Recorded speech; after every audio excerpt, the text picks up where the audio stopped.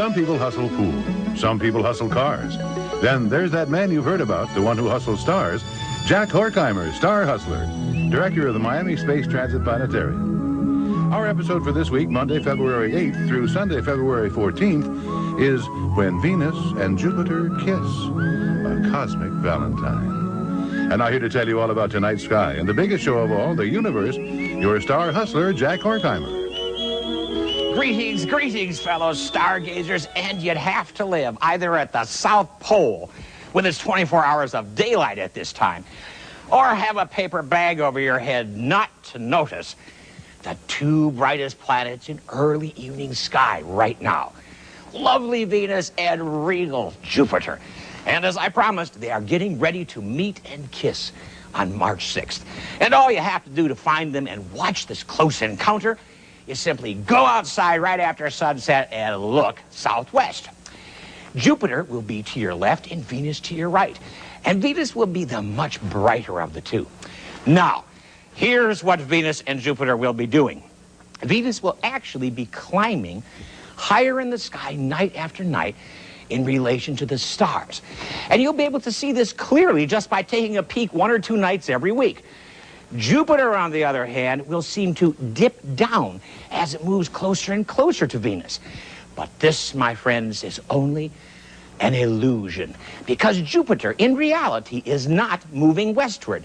That is, down in the heavens in relation to the stars. He is actually moving eastward in relation to the stars. It's just that night after night, the stars themselves are carried westward and carry Jupiter with them, all due, of course, to the rotation of our Earth. Now, Venus has actually been moving from Capricorn through Aquarius and will move into Pisces, where Jupiter is at the present time. But just how close will Venus and Jupiter come to each other on March 6th?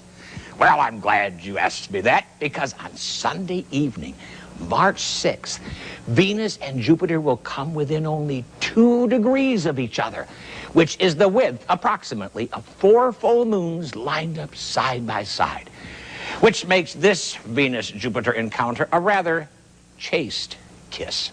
But the effect will be dazzling, because these two planets are the brightest of them all. And as you keep track of their progress for the rest of this month, let me give you a simple way to remember just how big these objects are in relation to each other. Jupiter, the dimmer, is the biggest planet in our solar system and is 88,000 miles wide. An easy number to remember because there are 88 keys on a piano. Now, since our Earth is 8,000 miles wide, we'll take one of Jupiter's 8s and give it to our Earth.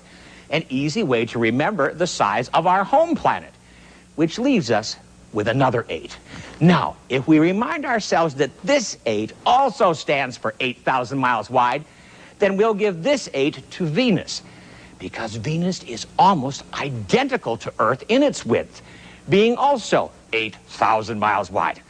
So, as you watch Venus and Jupiter scooching up closer and closer, keep telling yourself that even though Venus is much, much brighter than the king of the planets, it is indeed much, much smaller, and that it would take 11 Venuses lined up side by side to stretch across the waist of mighty Jupiter.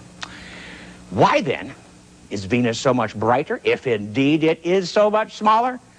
The answer is simple. It's many millions of miles closer.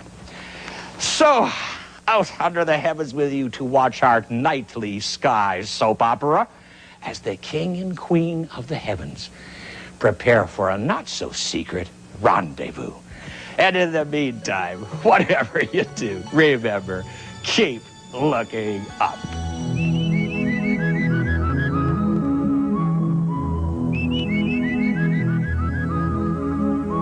Don't forget to send in for your free Star Hustler Star Wheel and Mars Tracker.